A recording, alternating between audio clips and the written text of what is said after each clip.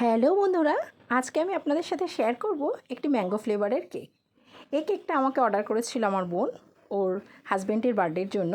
ও আমাকে বলেছিল যে একটা ম্যাঙ্গো ফ্লেভারের কেক করে দিতে, এবং ওর ডিমান্ড ছিল যে কেকটার ওপরে যেন একটু স্কাই কালার থাকে, কারণ ওর হাজব্যান্ডের স্কাই কালারটা ভীষণ পছন্দর। আর যাতে একটা গানের দুটো লাইনও আমাকে কেকের ওপরে লিখে দিতে বলেছিল। তো সেই মতনই আমি কেকটা আইসিং করে কিছু ম্যাঙ্গো ফিলিং দিয়ে কেকটাকে কমপ্লিট করে আমি ওপরে ডেকোরেশনটা হোয়াইট দিয়ে করব। দেখতেই পাচ্ছেন। তো হোয়াইট দিয়ে আমি গোটা ডেকোরেশনটা করে সাইড থেকে স্কাই কালারের ক্রিমে কিছু কাজ করে নেব। দেখতেই পাচ্ছেন, কথা বলতে বলতে আমার কেক ডেকোরেশনটা হয়ে এসছে। তো দেখতে থাকুন আমি কিভাবে পুরো কেকটা কমপ্লিট করি।